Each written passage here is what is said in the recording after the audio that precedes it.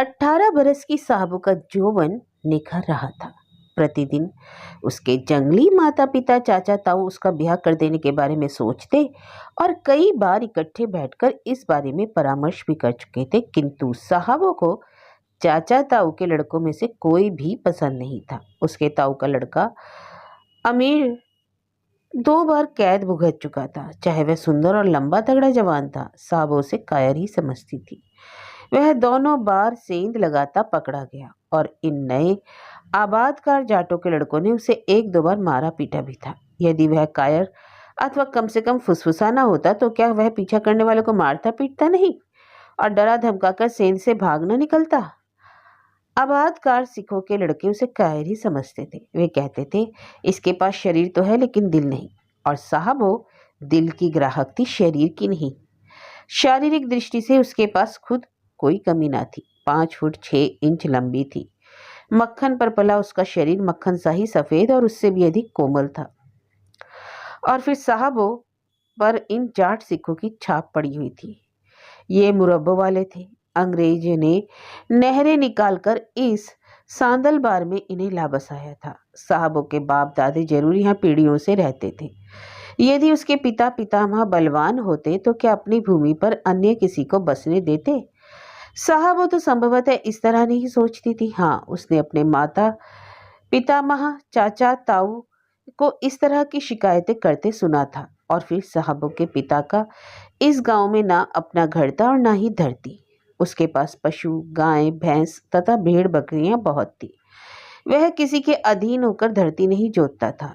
वह अपनी गाय भैंसों से के घी से बछड़े बकरे मेमने आदि बेचकर अच्छा गुजर कर रहा था। रहने का घर उसे एक आबादकार सिख गुरनाम सिंह ने ही दे दिया था।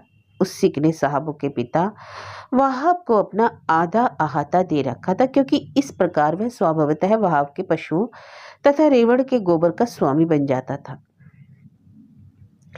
साहबों का बाप भाई गामा और शहजादा अल्लू और शुजा गुरनाम सिंह से कोई झेप नहीं खाते थे। गुरनाम सिंह की पत्नी हरकौर साहबों की माँ आयशा के सामने हमेशा मिनमिनाती और मनुहार करती रहती थी। क्या हरकौर और क्या अन्य लोग, इन जाटों में से किसी को भी साहबों की माँ का नाम ठीक से उच्चारण नहीं करना आता था। वे सभी आयशा को ऐशा ही पुकारते थे। फिर भी साहबों इन जाटों को अधिक कुलीन समझने पर विवश थी।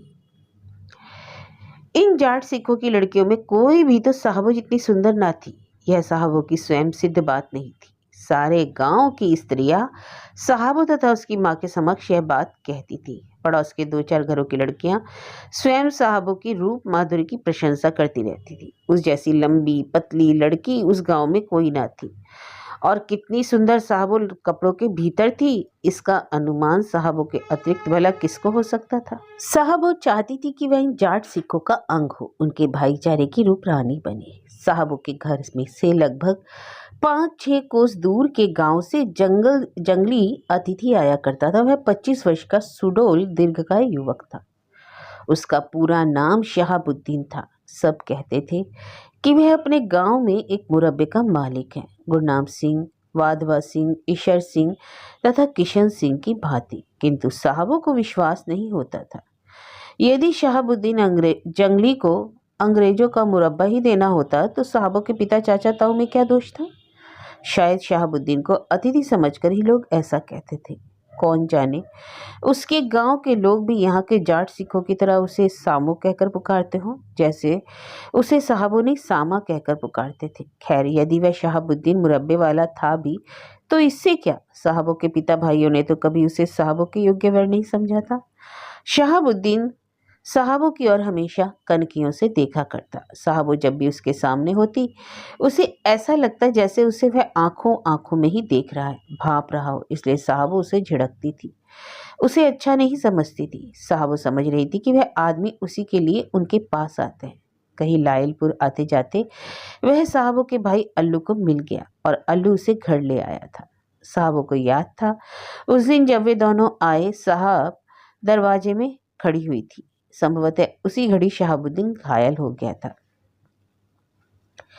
किंतु साहबों को उसका हर 6-7वें दिन ठाठ से आ टपकना भला नहीं लगता था। और फिर वह साहबों के पिता से कह ही क्यों नहीं देता कि साहबों का ब्याह उसके साथ कर दे। ना जाने कहीं ऐसा ना हो साहबों सोचती कि मेरे पिता ने उसे शायद जवाब ही दे दिया हो, किंतु उसकी माँ की ओर से भी साहबों के कान में ऐसी कोई बात ना आई थी। संभवतः वे साहबों का विवाह शहाबुद्दीन से ना करने पर इतने तुले हुए थे कि वे साहबों के सामने इसकी चर्चा करके साहबों के हृदय में उसके लिए उमंग पैदा करना ठीक नहीं समझते थे। और फिर जरूरत भी क्या है। साहबों सोचती अगर वह मुझे अच्छा लगता हो तो मैं खुद उसके साथ भागना चाहूँ। उसके पास इतनी तेज भागने वाली सारणी है कि वह हम दोनों को लेकर रेल से भी ज्यादा तेज भाग सकती है। एक दिन तो शहाबुद्दीन ने उसे कह भी दिया, साहबो कभी सारणी पर चढ़कर देखा है? साहबों ने कोई उत्तर नहीं दिया था। हाँ, मुस्कुरा अवश्य दी। चाहे मुंह उसने आंचल से ढक लिया था, किंतु मुस्कुराहट तो शहाबुद्दीन उसकी आंखों में भी देख सकता था। खैर कुछ भी हो, साहबो उसके साथ भाग जाने को तैयार नहीं। यदि गुरनाम सिंह का कोई लड़का जवान होता तो चाहे ये जाटनी या जंगली स्त्री को चौके में नहीं चढ़ने देती और उनकी खाने की चीजें जंगली औरतों के स्पर्श से भ्रष्ट हो जाती हैं। क्या यह वह भी उससे प्रेम ना करता? तब क्या साहबो गुरनाम सिंह की बहू बनकर न रहती? पर जाटों में इतना साहस कहाँ। साहबो पुनः सोचती, अरे गुरनाम सिंह का लड़का तो अभी 7-8 वर्ष का है।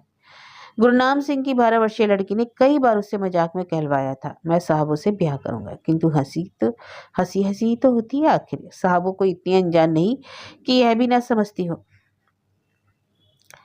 किंतु इन्हीं दिनों एक अन्य दिशा से साहबों की आशा पूर्ति के लक्षण बनते दिखाई देने लगे। गुरनाम सिंह का भांजा लुधियाना से मामा से मिलने आया। उसकी अवस्था यही कोई 18 की रही होगी। मोतिया पीली मलमल की पगड़ी बांधे और दूधिया लट्ठे की चादर लगाए वह साहबों को सुंदर लगा। उसका नाम सुंदर था, निरंजन। गुरनाम सिंह ने अपने भांजे को लौटने से कई महीने तक रोके रखा। सावन भादों की ऋतु और हल जोतने के खेत तैयार करने के दिन निरंजन जैसा कामू जवान कहाँ मुफ्त में केवल रोटियों पर धरा पड़ा था। पहले कुछ दिनों निरंजन ने बिना तकलीफ के मौज उड़ाई। फिर यूं ही वह गुरनाम के साथ खेत पर जाने लगा। गुरनाम सिंह ने एक साजी कामगार रखने की सोची थी, लेकिन अब महीना 2 महीना और न रखने का निर्णय कर लिया। गुरनाम सिंह लोभी भी बहुत था। निरंजन को भी साहबों में दिलचस्पी हो गई। घर में से निकलते घुसते सदैव वह सामने दिखाई देती और प्रायः उसकी ओर देखने से भी न झिझकती। निरंजन को जैसे उससे आंखें मिलाने की लत पड़ गई, इसलिए गुरनाम सिंह को अधिक हटना करना पड़ा। निरंजन तत्कालिक कुछ दिन और ठहर जाने के लिए राजी हो गया, किंतु मुंह अंधेरे खेत पर जाने की बात उसे अखर जाती। यहाँ इस गांव में हलवाओं में कुछ ऐसी रीति थी कि आधी रात के ढलते ही हलवाई घर से निकल पड़ते और कहीं 7-8 बजे रात को वापस लौटते। गर्मियों की रात और वह भी चांदनी की। कबड्डी आदि खेलने के लिए ही तो बनी थी। गांव के लड़के तो आधी आधी रात तक पास के खेत में कबड्डी खेलते रहते। निरंजन भी किसी से पीछे न रहता। कई बार तो निरंजन को मुश्किल से 2-3 घंटे बीतते कि गुरनाम सिंह उसे खेत चलने के लिए जगा लेता। निरंजन बहुतेरी सुनी अनसुनी करता, किंतु गुरनाम सिंह की 10-20 आवाजों के बाद उसे जागना ही पड़ता। बेचारा निरंजन बेहाल हो गया। उसकी पीली मोतिया पगड़ी फिर कभी न रंगी गई, फिर कभी उस पगड़ी को कलफ न लगा, कभी निरंजन का तुर्रा फपकर न खड़ा हुआ। 10-15 दिनों के अनंतर गुरनाम सिंह की लड़की उस पगड़ी को धो देती। धोने मात्र से उस पगड़ी से कुछ क्या शान दिखाता। निरंजन धुली पगड़ी का तुर्रा छोड़ता। 2-4 घंटों के लिए थोड़ा बहुत खड़ा रहकर तुर्रा गिर जाता। दोहरे चमड़े की उसकी चमकदार जूती अब मैली पड़ गई थी। बैठ जाने से उसने उसे अत्यंत सावधानी से बनाए रखा। उसकी चादर में भी अब वह खड़खड़ाहट ना रही। सब लोग निरंजन पर हंसते और उसकी खिल्ली उड़ाते। सुसरे किस बात पर नरक भोग रहा है? मामा तेरे नाम कोई जागीर लिखने वाला है क्या? किंतु निरंजन अपनी स्थिति को उनसे अधिक समझता था और वह जानता था कि चौधरी माजरी गांव उसकी प्रतीक्षा में होगा। यहाँ तो उसे एक समय ही हल चलाना पड़ता है।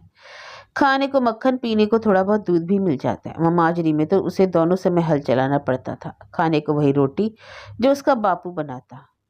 अपनी जमीन तो इतनी थी नहीं कि दोनों का काम चल जाता। एक ही जोड़ी थी बैलों की उनके पास, उसी से चाहे बापू हल चलाते चाहे निरंजन।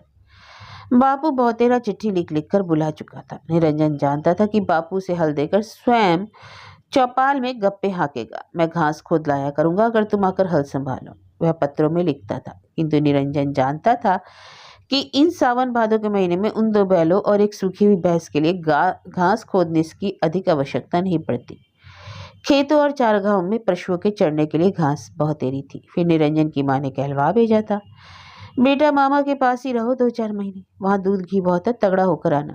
दूध की अधिकता का तो नित्य अद्र निर्दित रहने वाले निरंजन को पता नहीं, किंतु माँ की इस बात ने निरंजन के मामा के पास रहने की इच्छा को और भी दृढ़ कर दिया था। और सच तो यह था कि जब तक साहबो उसकी आंखों में आंखें डालकर देखने को तैयार थी, घर बाहर जाते जाते एक आध चितवन देने को राजी थी, तब तक निरंजन की आत्मा मामा के पास से चले जाने को तैयार ना थी। निरंजन रुक गया था और सब उसकी हंसी उड़ाते थे, किंतु ना जाने क्यों वह साहबों को अब भी प्यारा लगे जा रहा था। उसे अब भी पीली मोतिया पगड़ी और खड़खड़ करती चादर वाला निरंजन दिखाई देता था। साहबों ने एक दिन निरंजन को गोबर का टोकरा उठवाने के बहाने बुलवा लिया। पिछली रात पानी बरसा था और निरंजन व दूसरे हलवाई हल जोतने नहीं गए थे। साहबों को वह मुंह अंधेरे अवकाश में मिल गया था। साहबों, अब तो मैं चला जाऊंगा, निरंजन ने उदास होकर फुसफुसा कर कहा। तो मुझे भी ले चल अपने साथ, साहबों ने साहस संचित करके कह ही दिया। इस प्रकार आधी हंसी आधा प्यार थोड़े दिनों में ही अगाध प्रेम बन गया। फिर साहबों और निरंजन की एक रात भाग निकलने की सलाह हो गई। गाड़ी 2 मील पर रसाले वाला के स्टेशन से प्रातः 4 बजे छूटती थी। उसी गाड़ी में उन्हें चढ़ना था। साहबों को स्वयं आकर कोठे पर परिवार से दूर अकेले पड़े निरंजन को जगाना था। वचन की बधी साहबों आई और निरंजन को उसके कंधों से पकड़कर धीरे से झकझोर कर जगाने लगी। निरंजन ने ऊ करके करवट बदली। साहबों ने दूसरी ओर होकर उसे फिर उसी प्रकार जगाना चाहा। निरंजन ने फिर करवट बदल ली। साहबों ने 1-2 बार फिर झकझोरा, किंतु निरंजन नहीं जगा। क्या करती? साहबों निराश होकर अपनी चारपाई पर आ गिरी। कुछ दिन उपरांत एक दिन प्रातः सारे गांव में समाचार फैल गया कि साहबों किसी के साथ भाग गई है। दूसरे दिन पता लगा कि वह चक के शहाबुद्दीन के साथ, जो बहाव वैसे के यहाँ प्राय आता जाता था, चली गई है, उसकी सांडनी की पीठ पर पीछे बैठकर। तीसरे दिन बहाव और उसके भाई बंधुओं के परामर्श से साहबों तथा शहाबुद्दीन का ब्याह चक में ही हो गया। बेचारा निरंजन, जाने उसे क्या हो गया कि जो भी मिलता उससे रुक कर कहता, मैंने समझा मामा खेत पर चलने के लिए जगा रहा है। वह किसियाना सा आगे बढ़ जाता।